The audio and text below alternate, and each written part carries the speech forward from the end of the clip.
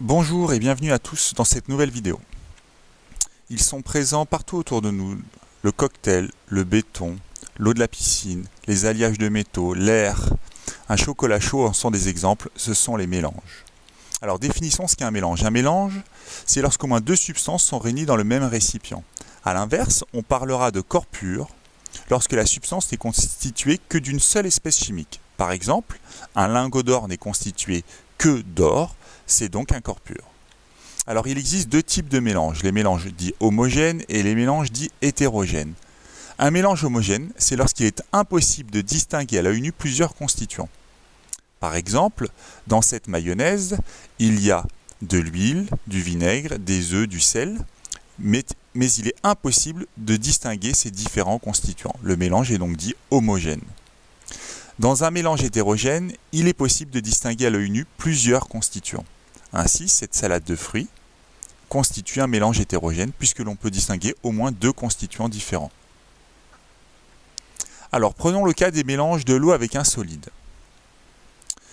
Première possibilité, le mélange est homogène, c'est-à-dire qu'après agitation, on ne peut pas distinguer le solide du liquide. On dira alors que le solide s'est dissous dans l'eau.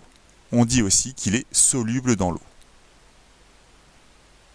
Prenons le cas du mélange hétérogène. Après agitation, le solide reste visible dans l'eau. On dira alors qu'il ne s'est pas dissous dans l'eau. On dit aussi qu'il est insoluble dans l'eau. Ainsi, dans le bécher, on peut voir le solide au fond du récipient. On voit donc le solide et l'eau. Cela fait donc deux constituants. Le mélange est donc hétérogène. Attention à ne pas confondre dissolution et fusion. En effet, la dissolution, c'est le fait de mélanger le solide avec le liquide. En revanche, la fusion correspond au passage de l'état solide à l'état liquide. Ainsi, il est correct de dire le sel se dissout dans l'eau, le beurre fond au soleil. L'erreur à ne pas commettre serait par exemple de dire que le sel fond dans l'eau. Prenons le cas des mélanges de l'eau avec un liquide.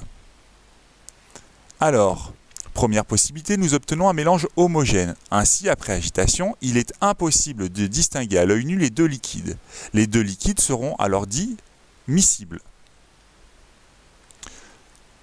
Dans le cas du mélange hétérogène, après agitation, on parvient à distinguer plusieurs phases, plusieurs liquides. On dit que les liquides ne sont pas miscibles. Ainsi, dans le bécher, nous pouvons voir les deux liquides. Dans le cas du mélange de l'eau avec un gaz, le mélange sera dit hétérogène.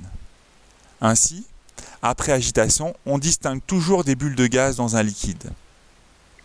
Même si le gaz se dissout dans l'eau, on dira donc qu'il est soluble dans l'eau, après agitation, on parvient à voir ces bulles. Donc le mélange est dit hétérogène.